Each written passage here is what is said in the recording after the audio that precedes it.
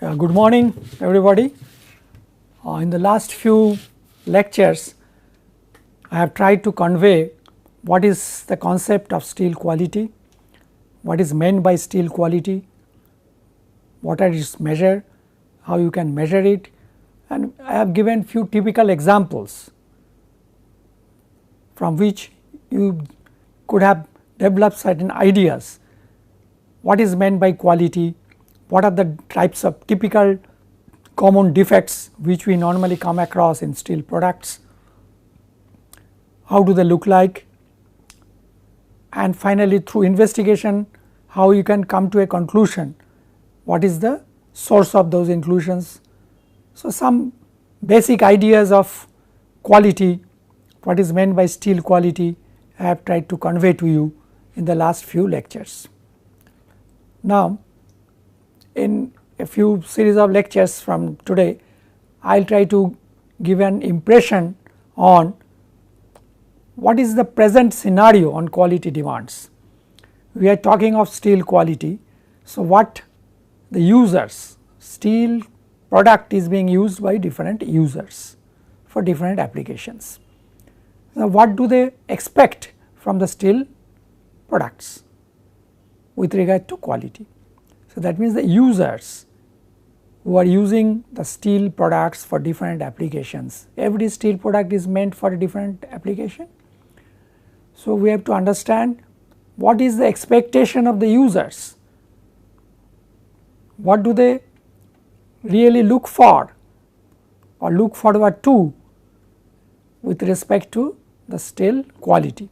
So, what is the present scenario? It has, the scenario is changing. Today it is becoming more and more stringent. The users, they expect a lot of things from the steel product. The quality level, whatever was their expectation say 10 years back, 20 years back, 30 years back, now the situation is different. It is becoming more and more stringent. They expect a lot of high quality. They expect that when they are using it for a particular application, it should behave properly, it should not give rise to different types of defects. That is what they expect. Now, let us see what are this present scenario, where do we stand with respect to steel quality requirements. Now, let us try to understand that good surface appearance in the final product is essential in today's competitive steel business. Today's steel products are being produced by different manufacturers. There is no monopoly in the steel business. There are different competitive steel producers who are making different products. So, one has to compete in the business. So, the users who will be finally using the steel products, the final product I am talking about for different applications, they want that the surface appearance has to be good, blemish free. Why? Because the surface defects, they reduce the aesthetic value. The first impression one gets by looking at a steel product or any product in fact is it should have a aesthetic value. There should not be any unseemly lines or defects on the surface, it should be blemish free. I am first talking about the surface, and then of course there are other interior attributes, but first look of the surface should give a good impression. That is what is very important. So, good surface appearance in the product, I am talking of the final product, is essential in today's competitive steel business. Why? Because if there are surface defects, they will reduce the aesthetic value. The first impression itself will give a very bad account of the steel. By looking at the steel product, somebody will tell it is not good because it has some unseemly surface defects on the surface. Now, I was talking of applications. Steel will be used for different applications. Steel product will be used for different applications. Now, what are the segments where there is a lot of competition and where you must have a very good quality of steel. Like one important segment is automotive. That means automobiles which you are seeing today, the steel which is required for automobiles, that is for the automotive segment, they require very good quality. Food processing, again food processing, like the cans which are used for different like beer cans or your soft drink cans, those are basically made from steel, very thin sheet of steel. They must be having very good surface finish, no surface defect at all, both from the aesthetics point of view as well as from hygienic point of view. Then packaging, again packaging is important because you can look at the surface condition will tell you, because packaging is you can actually see. So, you can look at the surface and get an impression of how good is the steel, that means the surface has to be blemish free. So, these I have given few examples, there are other examples also which will, other segments of applications also which require very good application or very good quality, surface as well as internal. I am harping on surface because that is the first impression one gets when one is using that particular steel product for certain application. The first impression is obtained from the good surface finish. So, applications in automotive, food processing, packaging. Food processing, I think the dairy products, the dairy like milk, like the stainless steel containers which are used for food, for preserving food, storing food in hospitals and in restaurants, they must be having very good surface finish, both from aesthetics as well as hygienic point of view. So, automotive, food processing, packaging, these are certain applications, these are certain segments where one must have very good steel attributes, otherwise nobody is going to take that product, nobody is going to use that product, it will be simply rejected by the users, end users. So, while we are making a steel product, we have to be careful about what is the surface quality and also internal quality. Now, I am giving certain examples like steel bar for cold extrusion. Cold extrusion is used for giving a very good surface finish. Cold extrusion, it gives a very good surface quality, surface finish. So, the surface finish should be blemish free, it should not have any internal defects. We should come to the surface and will create a bad impression, surface impression, that is not expected. So, steel bar for cold extrusion is one area, one example of steel product which requires very good surface finish. Bright drawing, again the name itself tells bright, surface is bright, surface is absolutely blemish free, so that no defect, no line defect, nothing should be tolerated on it. Nobody expects any surface defect on bright drawn bars or bright drawn products. Then I am giving another example, tire cord. Possibly some of you know that whatever rubber tires or vulcanized rubber tires we see, they need very thin cord which is made of steel. Now, you can imagine what is the thickness of this cord which is used for the tire, it is very thin, maybe a few fraction of a millimeter, maybe 0.1 millimeter, so or 0.2 millimeter, maybe less. So, that thin cord of steel must be having absolutely blemish free. So, the internal quality from which you are making this tire cord, you are making this tire cord normally from wire rod, from some long product. So, internal quality of those products has to be absolutely good, so that when you are making such a thin cord, those defects should not come to the surface.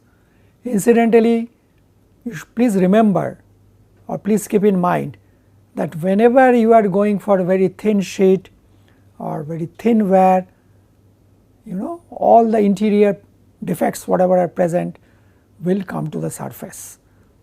So, the internal quality of products, intermediate products I am talking about, from which you are making this final product, have to be very good. Then only when you are making the final product, the surface will be good. Otherwise, you have lot of defects on the surface and it will be rejected by the customers.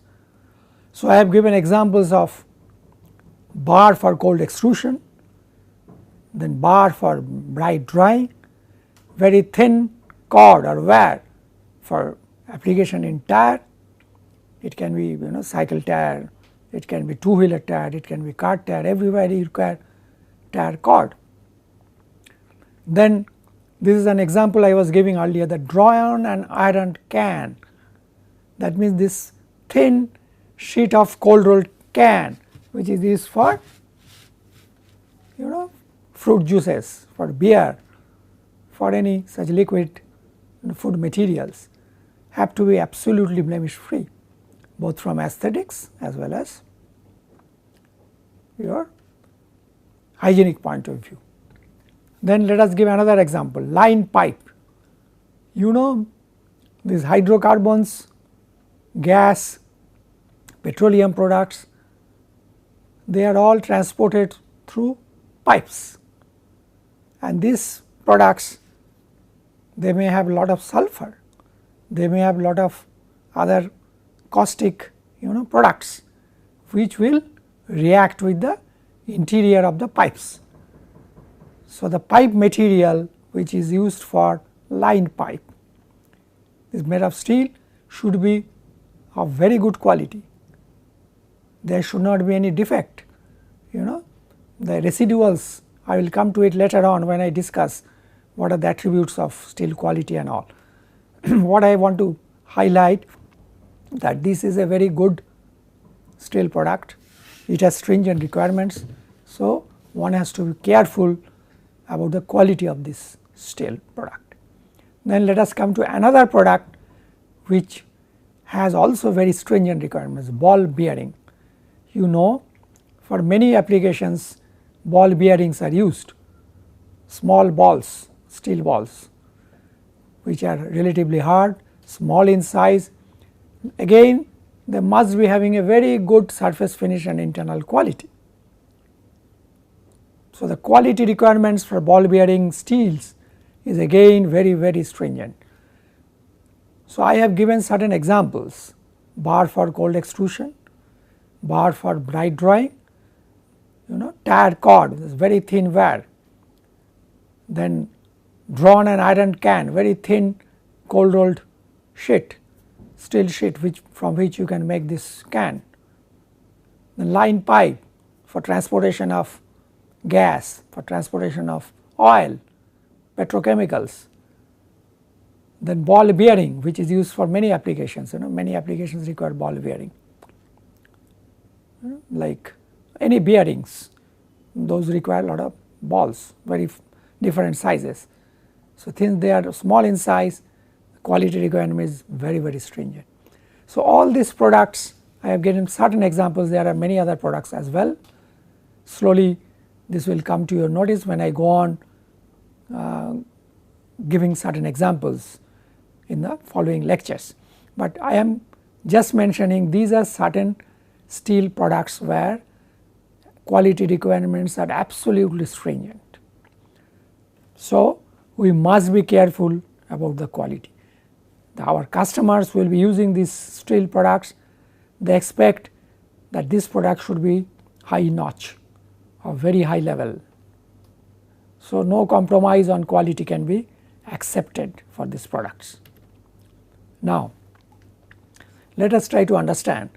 I am again and again telling you that this is the final product.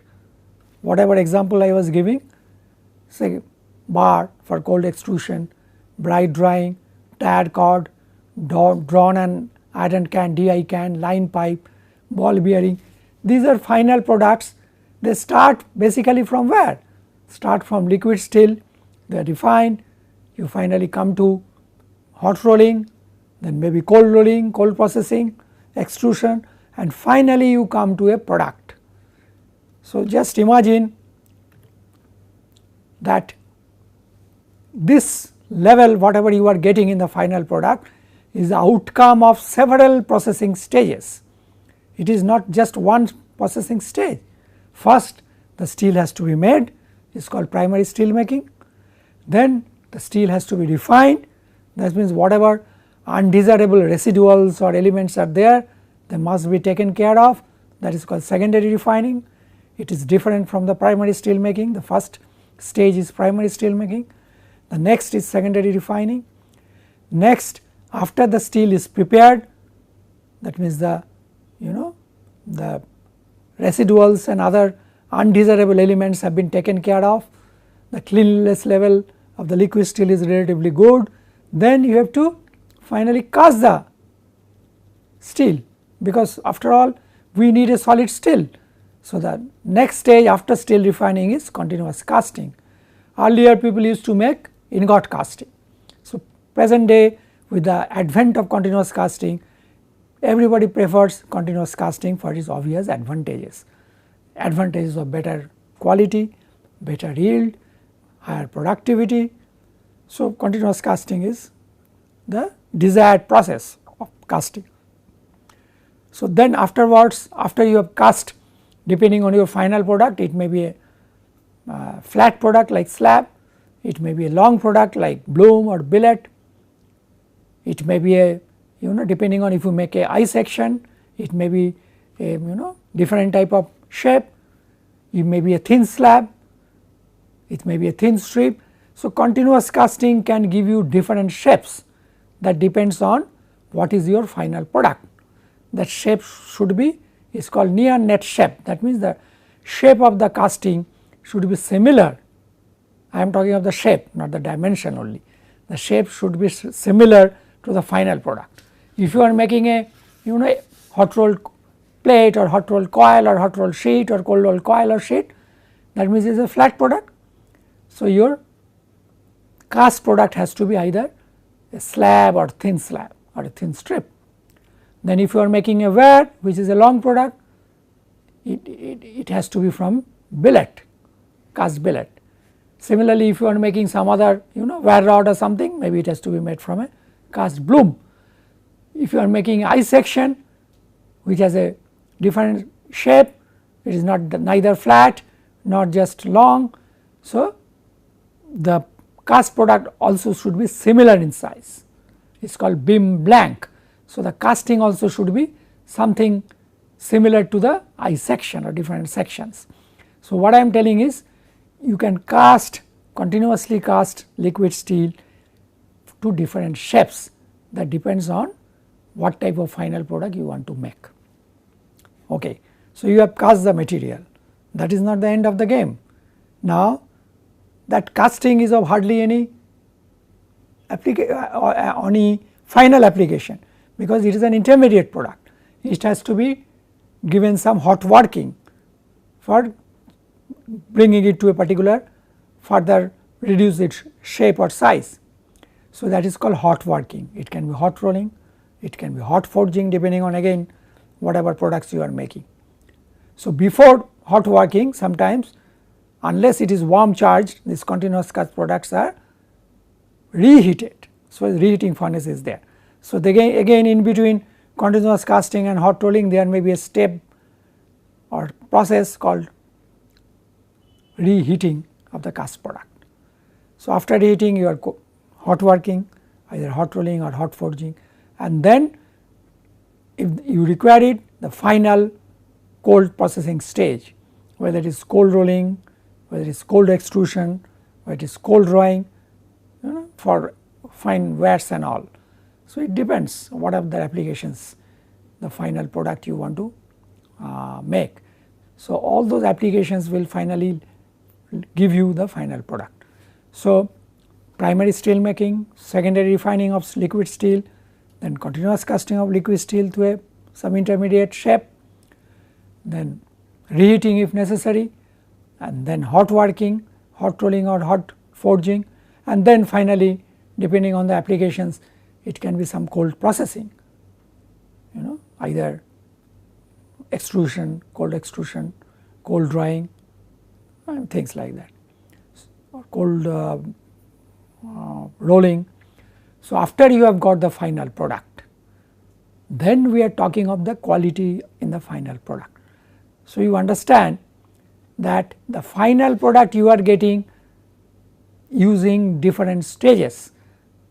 So, the intermediate stages there is a quality issue, at every stage there is a quality issue, and in the final product whatever quality you are getting, it is a transformational product of all the intermediate processes.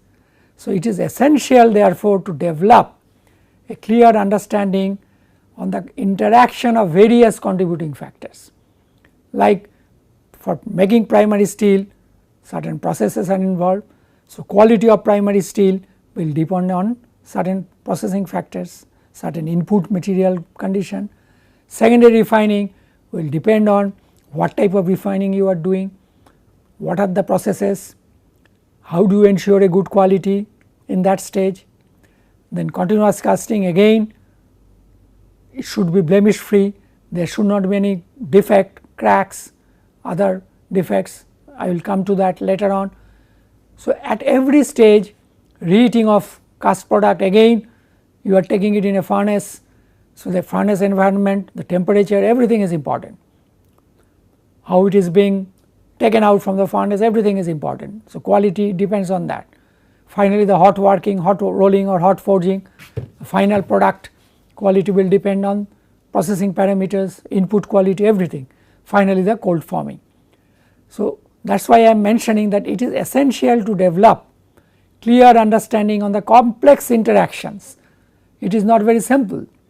Every stage there is a possibility of quality deterioration. So, you have to be careful. You should know the process well, then only you can ensure a very good quality. You should know what is the level of quality for the input material. You should know in the process, particular process, whether it is steel making, refining, casting, working, hot working, cold forming. For every process parameters are important, so that you get a better quality and there is no quality deterioration in the process. So, this is very important. Now, I am trying to emphasize here that earlier there was not much of secondary refining of steel. You used to make any product or steel basically from electric arc furnace or open hearth furnace or induction furnace, and used to do some quality improvement there itself. But I will come to it after a few lectures that there are a lot of limitations in this primary steel making, and that is basic oxygen furnace or induction furnace or electric arc furnace. You cannot do all the refining steps in this stage. So, primary steel making you just do melting so that it is homogeneous, certain amount of carbon has been taken care of and maybe phosphorus has been taken care of.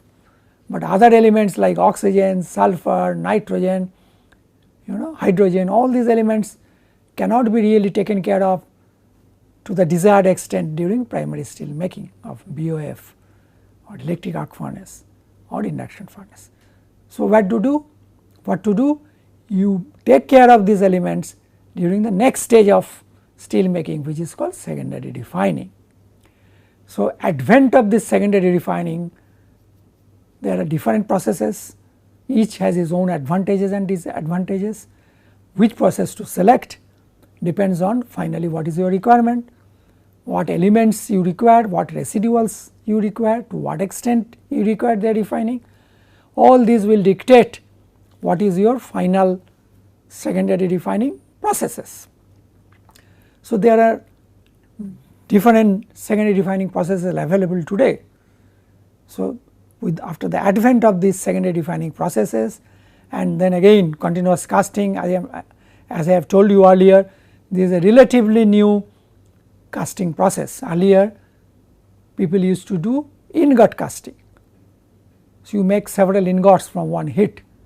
So, it is a batch process, but continuous casting is a, as the name suggests, is a continuous process. Several hits can be cast one after another. Maybe you can cast 20 hits, 50 hits, 100 hits, maybe more continuously. So, uniformity is better. There is a lot of technology involved in this process.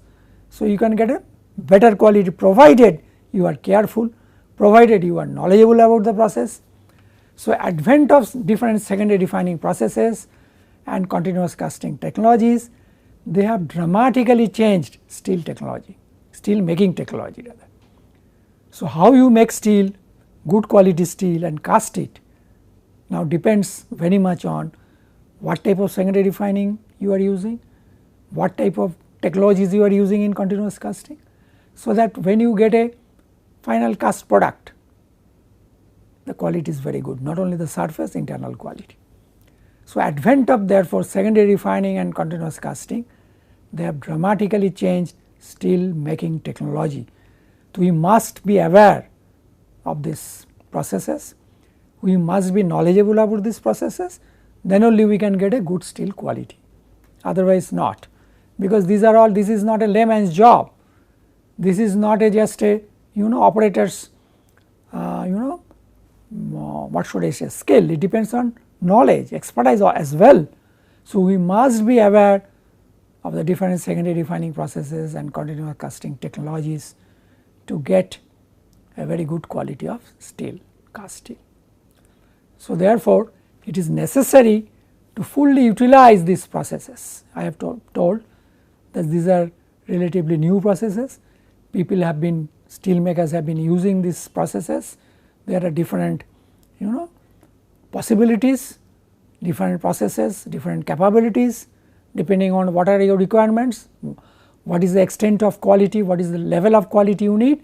You can select different processes, you can select different secondary refining process, you can select different technologies for continuous casting. You can do secondary refining and continuous casting for getting different levels of quality. It depends what level of quality you need, because every process gives you certain level of quality, every process has a process cost. So, which process you select depends on what quality you want. So, it is a cost involved there. So, cost of the process is there. So, if you require a very good quality, you have to use very stringent processes. So, the cost of the process may be more, but using those expensive processes you get a better quality product. So, again I am harping on this issue that for getting a very good quality of product you must have knowledge of the processes, you must know, must have expertise, and then only you can select the process, you can select the technologies for secondary refining as well as continuous casting. So, this is very important. So, finally, whatever you are getting as the quality of the cast product, it depends on primary steel making, secondary refining and continuous casting. Then whatever you are getting in the final product, that means after hot working or cold processing, that depends not only on the quality of the cast product, but on the processing, that means hot working or hot forging or cold processing, cold drawing or cold working, it depends, cold rolling, it depends which process you are utilizing. So, the final product which you get from the cast product again depends on quality of the cast product as well as quality of the processing stages. So, in this rather subject, whatever I am teaching you, in this subject on steel quality, I will be basically harping on the role of secondary refining and continuous casting. Though I have mentioned the different processes, so but I am again and again harping on the product quality, that means the cast quality, depends on secondary refining as well as continuous casting. So, the quality which you get after continuous casting, not only on the surface, the internal quality also, that depends on how you are refining the steel, liquid steel, how you are casting it, what technologies you have been using, what is your level of knowledge, what is the level of expertise of the operators. All these will ensure a very good quality of cast product, surface as well as internal quality are very important in the cast product. And from the cast product, when you go to the final product after hot working or cold forming, that involves lot of processing. So, there the processing stages are important, but the material defect on the final product will depend on the cast quality, that means the quality of product which you get in the steel casting, that is very important. So, what level of quality you get after casting is very important and will decide many attributes of steel quality in the final product. Again I am repeating, the final quality what you get in the final product depends on quality of the cast product, which is called steel quality or material quality, as well as it depends on the processing stages, subsequent processing stages of hot working, hot rolling, hot forging, cold rolling, cold drying, it can be anything, cold extrusion. So, those stages are giving us processing issues. So, the final product after the final stage of processing is a combination of steel quality which we get in the cast product as well as the processing stages. Now, you please remember that when you get a particular defect in the final product, it can come from any stage. So, that is why it has lot of implications. So, lot of confusion, lot of controversies. Those who have made the steel and continuously cast it, they will tell my product was okay, the steel quality, the material quality was okay, but those who are doing the processing, that means the hot working people or the hot forging people or the cold forming people, cold working people, cold drying people, they will tell my processing was okay, it is because of the steel quality problem, that is why we are getting defect in the final product. Now, who will decide who was responsible? Since so many processes are involved, quality level achieved in the final product is the outcome of several processing stages, again and again I am repeating.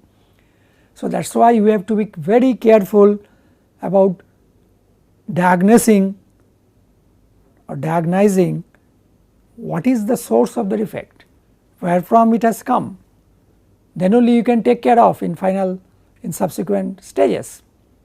When a defect has come in the product, final product I am talking about, whether it has come from the steel refining stage, whether it has come from the continuous casting stage, whether it has come from the reheating of the cast product stage, whether it has come from the hot working stage, whether it has come from the cold processing stage. So, everything is very important. We have to be very careful about this.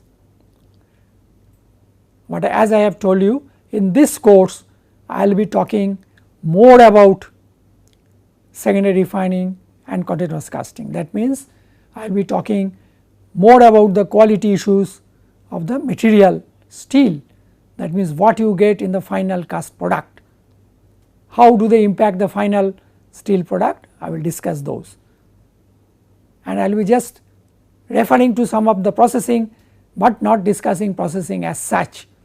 So, that is why the present endeavor, the present course wants to demonstrate that improved understanding of the theory and practice, I think both are important. Please remember all these processes, secondary refining and continuous casting, the theory of it is very important, the practice is very important. When the combination is good, combination is there, then only they will lead to the desirable quality in the steel products. Without theory, there is a saying, practice is blind. You do not know what should be the practice if you do not have the background theory. But if you know only the theory but not the practice, then what happens? Then the theory is called sterile, it is not very effective. So, you must be having the theoretical background, that is equilibrium, knowledge of equilibrium, knowledge of thermodynamics, knowledge of kinetics for the process, secondary refining process, steel making process and continuous casting process. And also you must be having lots of expertise for the practice for the processes. The combination of these two will give you, only can give you, the combination of this both theory and practice can only give you very good and desirable quality in the steel products. So, the present course will highlight therefore the theory and practice of secondary refining as well as continuous casting. Why I have chosen these two aspects? Because these are relatively modern processes, understanding for these two require both theory and practice, and if you are having a good understanding of the theory and practice of these processes, you can be rest assured that the steel product which you are making will be having a good quality. The casting which you are making through continuous casting process, whether it is slab or bloom or billet or thin slab or a beam blank, it can be anything, the quality of it, not only the surface, the internal quality will be good. So, we must ensure that, and for that this course will help you in understanding the theory and practice of both secondary refining as well as continuous casting. So, from now on I will just discuss what is the level of quality, what are the attributes of quality, how are they measured, and finally through secondary refining and continuous casting how you can take care of the defects, how you can take care of the residuals, how you can take care of the undesirable quality issues, so that finally you get a good cast quality. That is the purpose of this course. Thank you very much.